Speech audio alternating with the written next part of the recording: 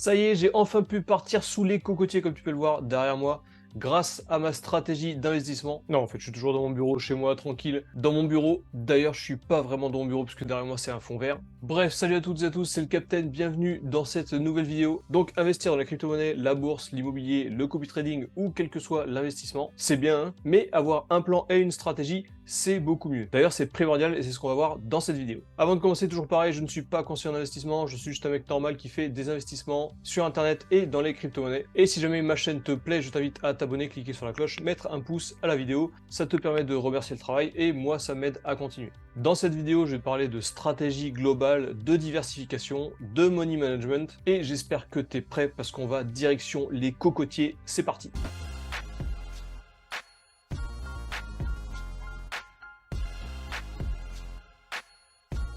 Alors juste avant de parler de stratégie globale d'investissement, on va parler des fondamentaux de l'investissement.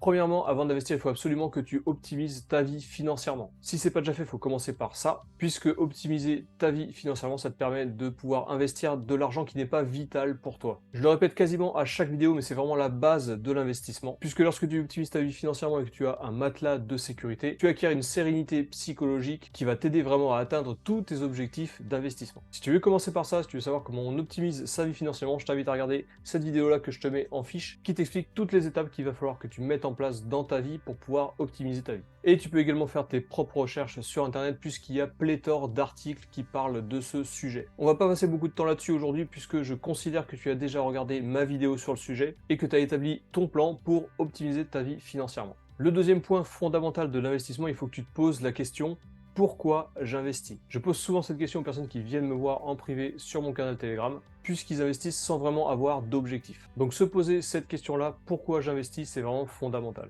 Pour chacun de tes investissements, il faut que tu aies un objectif. Est-ce que tu veux te payer des vacances à la fin de l'année par exemple? Est-ce que tu veux arrondir les fins de mois et gagner plus tous les mois? Est-ce que tu veux préparer à la retraite? Est-ce que tu veux combattre l'inflation? Est-ce que tu veux me rejoindre sous les cocotiers? Ces questions-là, tu dois te les poser, tu dois te les noter sur un cahier et tu dois clairement définir tes objectifs. Ces objectifs, ou cet objectif, si tu n'en as qu'un seul, ils sont là pour donner un sens à tes investissements. Et ça va également te donner des indices sur quels investissements choisir et du coup quelle allocation tu vas dédier à chacun de tes investissements.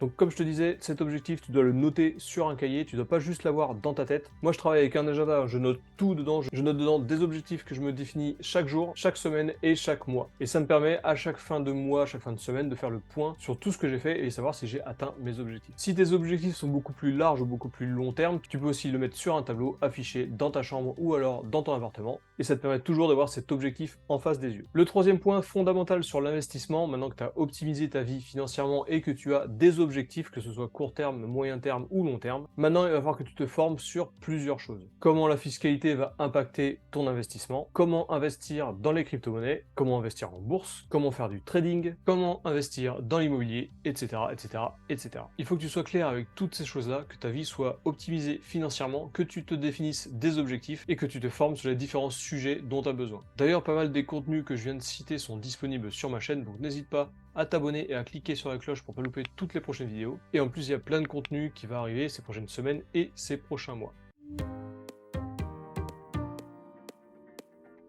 Maintenant, on va parler de toutes les visions des investissements. Chaque investissement a une vision différente et en fonction de tes objectifs, tu vas pouvoir ajuster tel ou tel investissement. Ajuster ces investissements, ça veut dire allouer un certain pourcentage de son portfolio global à tel ou tel investissement. En fin de vidéo, je te montrerai quelle est ma stratégie globale et quelles sont mes allocations actuelles sur les différents investissements. Une allocation, c'est un pourcentage de ton portfolio global que tu alloues à tel ou tel investissement. Admettons, ton portfolio global, il est de 10 000 euros. Si tu veux allouer 10% de ton portfolio global à la crypto-monnaie, dans ce cas-là, tu dois allouer 1000 euros à la crypto-monnaie. Allez, chaque investissement a une vision différente, comme je te disais en début, et pour les crypto-monnaies, on a plusieurs visions. Tu peux investir sur le court terme en crypto-monnaie, sur des projets que tu as toi dénichés, qui ne sont pas connus du grand public. Ça nécessite de faire beaucoup de recherches, de passer du temps à checker chacun des projets, et ce sont des investissements très risqués, car il se peut que ces projets ne décollent jamais, voire même chutent complètement. Il est préconisé d'allouer un très faible pourcentage de son portfolio à ce genre de projet, et surtout de suivre très régulièrement l'avancée du projet, tous les jours, voire toutes les semaines. Moi j'appelle ça des coups de poker, puisqu'on mise sur un projet projet qui est vraiment très jeune et qui vient tout juste d'émerger. Donc ça s'apparente un petit peu plus à de la loterie. Tu peux également rentrer sur ces projets en DCA, Dollar Cost Averaging, c'est des achats récurrents. Tu alloues toujours la même somme tous les mois à tel projet. Mais souvent en crypto-monnaie, on fait des one-shots sur ce genre de projet, donc on investit en une seule fois. Après en crypto-monnaie, tu peux avoir une vision moyen terme et long terme. Si tu crois en la technologie blockchain et en la crypto-monnaie, tu peux avoir une vision long terme. Par contre, il est important de savoir que si tu as une vision long terme, il est fortement conseillé de se focaliser uniquement sur les deux plus grosses crypto-monnaies, qui sont le Bitcoin et l'Ethereum. Ce sont les deux crypto-monnaies qui arrivent le mieux à survivre à toutes les étapes de chaque cycle. Je te rappelle qu'un marché est composé de cycles, les crypto-monnaies n'échappent pas à cette règle, et si tu veux en savoir plus sur les cycles crypto-actifs, je te conseille de regarder cette vidéo que je te mets en fiche, où je te détaille l'intégralité d'un cycle crypto-monnaie. Pour résumer vulgairement, un cycle crypto est composé de 3 phases, une phase haussière qu'on appelle un bull run, marché haussier, une phase baissière qu'on appelle le bear market, marché baissier, et une période d'accumulation où il ne se passe pas grand chose, et c'est la meilleure période pour accumuler des crypto-monnaies pour le prochain cycle. Donc si tu veux investir sur le long terme, focalise-toi sur les deux plus grosses crypto-monnaies, le Bitcoin et l'Ethereum. Ensuite, tu peux également miser sur le moyen terme, donc renseigne-toi bien sur les cycles Bitcoin et les cycles crypto-monnaies. Tu peux très bien investir pendant ce cycle. Ça veut dire que pendant la phase d'accumulation, tu vas accumuler des crypto-monnaies, et tu vas établir ta stratégie pour pouvoir vendre pendant le marché haussier, et pouvoir racheter après pendant la période d'accumulation. Si tu veux connaître tous les indicateurs que j'utilise, je te mets également en fiche ici une vidéo qui parle des indicateurs Bitcoin que j'utilise pour acheter et vendre au meilleur moment. Alors c'est impossible d'acheter tout en haut et de vendre tout en bas, mais il y a certaines règles et des solutions simples qui permettent de pouvoir ajuster au maximum ton point d'achat et ton point de vente. Investir sur le moyen terme dans la crypto-monnaie, c'est un petit peu plus chronophage que de faire du long terme, puisqu'il va falloir que tu établisses ces stratégies-là d'achat et de vente. Mais par contre, tu peux un peu sortir des sentiers battus et regarder le top 100 des crypto-monnaies pour pouvoir te diversifier un petit peu plus. Si c'est quelque chose qui t'intéresse, monter un portefeuille crypto pour un cycle, j'ai également cette vidéo qui te détaille comment moi je fais.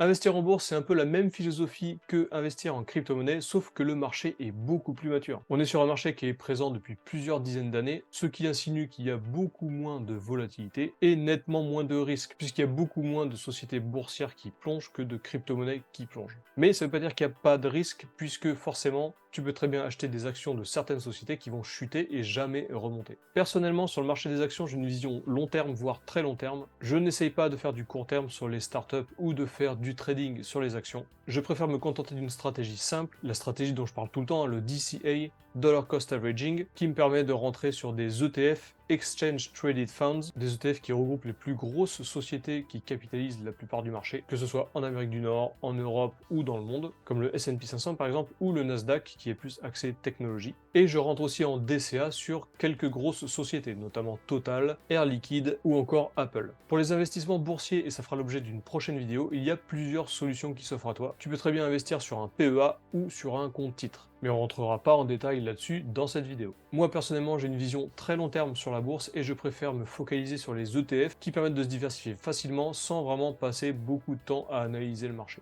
Donc moi personnellement, et je vais t'en parler à la fin de cette vidéo, dans ma stratégie globale d'investissement, je considère la bourse comme étant moins risquée que les crypto-monnaies et beaucoup plus long terme.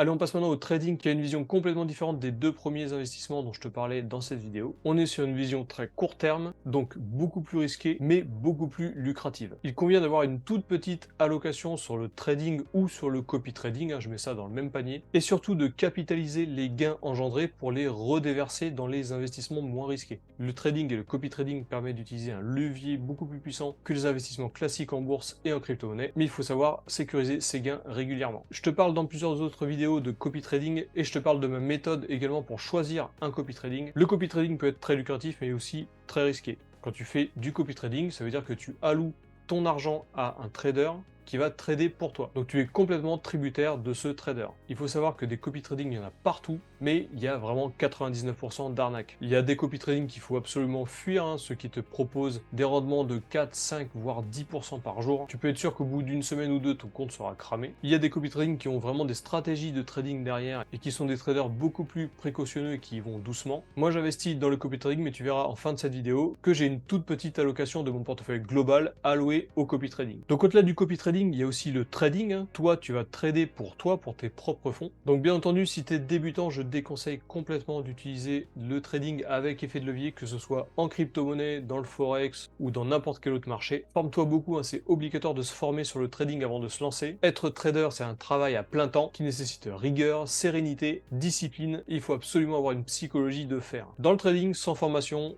on va droit dans le mur, tout simplement. Par contre là, si tu es trader, si tu te formes bien et que tu deviens un trader et que tu es rentable, tu ne dépendras uniquement que de toi dans cet investissement. Et ça, c'est vraiment une plus-value à ne pas négliger puisque tu ne dépendras pas des autres. Lorsque tu fais du copy trading, tu dépends à 100% des traders dans lesquels tu investis. Quand c'est toi le trader, eh bien tu ne dépends que de toi.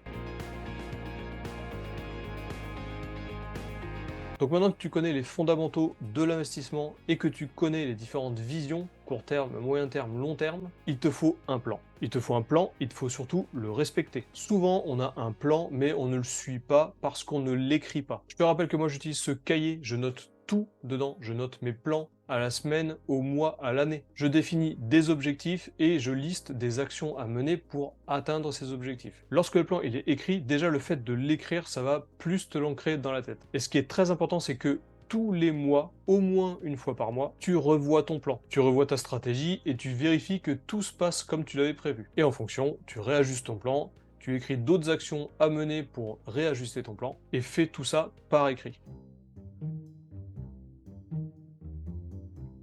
Donc je vais te montrer mon plan dans cette vidéo et je vais essayer de le vulgariser au maximum. Dans ce plan-là, tu vas voir qu'il n'y aura pas mes investissements immobiliers puisque je sépare complètement tout ce qui est immobilier et tout le reste. D'ailleurs, si ça t'intéresse d'avoir du contenu dans l'immobilier, mets-le-moi dans les commentaires et potentiellement je ferai du contenu dédié. Mais pour moi, l'immobilier, il permet d'utiliser le levier bancaire, ce que les autres investissements ne font pas. Donc du coup, je sépare complètement et je considère la pierre, hein, l'investissement immobilier, comme mon investissement le moins risqué. Mais bien entendu, tu peux aussi intégrer ton immobilier dans ton plan, il n'y a pas de souci. Mais sache que moi, je le sépare complètement. Alors déjà, voici mes allocations globales. Donc voilà mes allocations, hein, c'est très simple.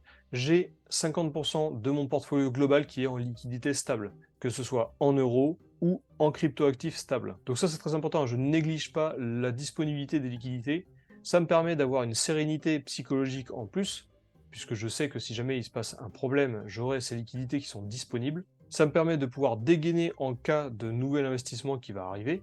Donc si jamais il y a un investissement qui arrive et que tout mon portfolio est complètement booké avec d'autres investissements, au moins avec ces liquidités stables, je vais pouvoir dégainer plus rapidement. Et bien entendu, à chaque fois, j'essaie de ramener ces allocations toujours au même endroit. Si jamais j'utilise mes liquidités stables pour tel ou tel projet, dans ce cas, le mois d'après, quand je refais le point sur mon plan, j'essaie de faire en sorte de revenir vers les 50%.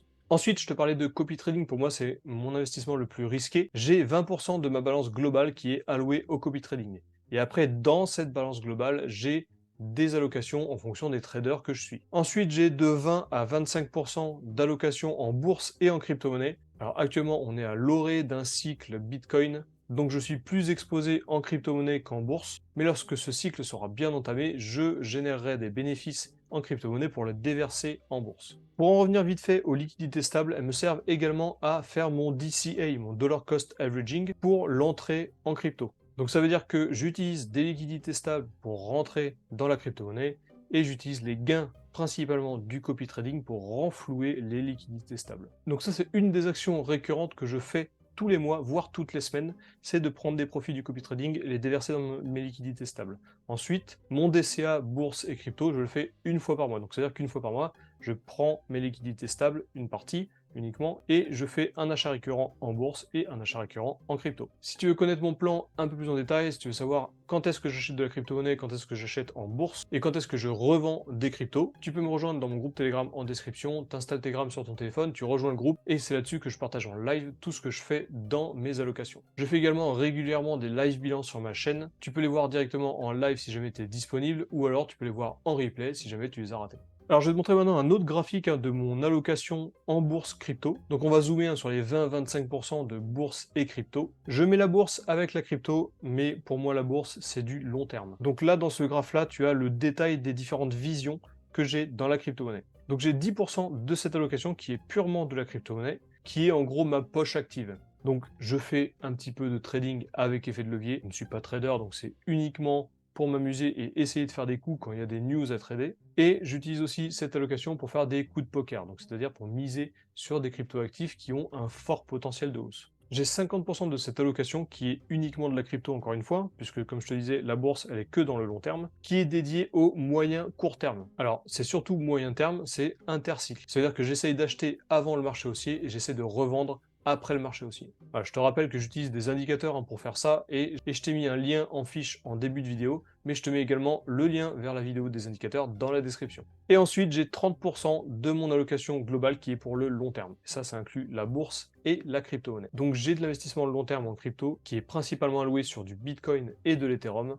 Et j'ai mon investissement bourse également qui est là pour le long terme. Comme sur la vue de tout à l'heure, j'utilise des gains de mon investissement moyen court terme, les fameux 50% que tu vois à l'écran, pour injecter dans mon investissement long terme. Donc ça, pendant le cycle cryptoactif qui arrive, si tu me suis sur Telegram, tu verras que je ferai ce genre d'arbitrage. Je sortirai de ces 50%, je me mettrai en liquidité stable et je déverserai ensuite, quand le moment sera venu, dans de la bourse ou de la crypto long terme. On revient sur le graphe juste avant et on revient sur le copy trading. Si tu veux connaître en live les allocations que je fais sur le copy trading, je te mets un canal dédié qui est uniquement dédié au copy trading et ça te permettra de suivre l'évolution de tout ce que je fais en copy trading. Je te rappelle que le copy trading c'est mon investissement le plus risqué, donc j'alloue uniquement 20% de ma balance globale dessus. Alors comme je te montrais dans le graphique, j'utilise une stratégie de déversement. J'utilise les gains de mes investissements risqués pour les déverser en liquidité et ensuite arbitrer dans mes différents investissements court terme, moyen terme et long terme. Donc je te mets un graphique sous forme de pyramide à l'écran. En haut, tu as le toit de la pyramide qui sont les investissements court terme et donc plus risqués. Là-dedans, tu trouves mes coups de poker crypto, le trading crypto avec effet de levier que je fais très peu, bien entendu, je tiens à le préciser. Je ne suis pas trader, donc c'est vraiment uniquement pour m'amuser ou essayer de faire des coups de temps en temps. Ces investissements-là sont les plus lucratifs puisqu'ils sont les plus risqués.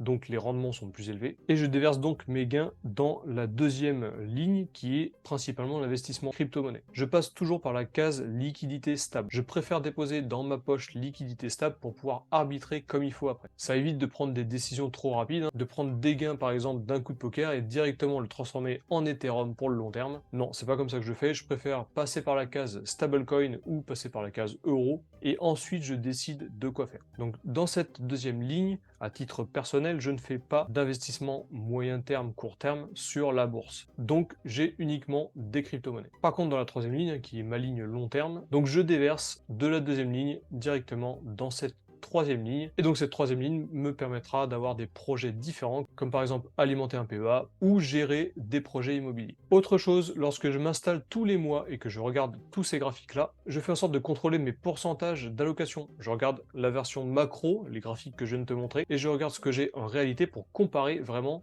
mon allocation. Si jamais une allocation dépasse le pourcentage que je me suis fixé, dans ce cas-là, je fais un arbitrage qui me permet de rééquilibrer un peu tout. Voilà, c'est tout pour cette stratégie, pour ma stratégie perso d'investissement. Sache qu'il manque plusieurs choses, il manque par exemple mes investissements NFT, mes investissements sur royalties, j'ai pas mal d'autres investissements, des petits investissements à droite à gauche, qui ne sont pas inclus dans cette vue macro, mais c'est parce que les pourcentages d'allocation sont beaucoup plus faibles que tout le reste. Néanmoins, sache que j'investis également dans les NFT, j'investis dans le crowdfunding et j'investis également sur royalties. J'avais fait une vidéo de présentation sur royalties que je te mets également en fiche ici, elle est aussi dans la description de cette vidéo, et bien entendu ma stratégie globale c'est pas la stratégie ultime qu'il faut absolument utiliser pour se retrouver sous les cocotiers. Il y a 1000 solutions, il y a plein de stratégies différentes. D'ailleurs, si tu as une stratégie différente toi, mets-la moi dans les commentaires, ça m'intéresse d'avoir d'autres avis et d'autres visions de l'investissement. Sache que moi, j'utilise cette stratégie et je vais encore l'utiliser dans les années à venir. Si jamais parler investissement et parler stratégie d'investissement, ça t'intéresse, je te rappelle que j'ai un lien vers mon groupe Telegram dans la description. Tu peux me rejoindre, parler avec la communauté ou me contacter directement. Bien entendu, tout ce que je viens de te dire, ce n'est pas un conseiller d'investissement, je ne suis pas conseiller en investissement, je suis juste un mec normal qui fait des investissements dans les crypto-monnaies et sur internet. J'espère que cette vidéo t'a plu, n'hésite pas à t'abonner, cliquer sur la cloche pour pas louper tout le prochain contenu qui arrive dans les prochaines semaines et les prochains mois. Tu peux aussi mettre le pouce bien sûr, le pouce qui va bien pour remercier le travail. Sur ce, je te souhaite une bonne semaine et je te dis à la prochaine.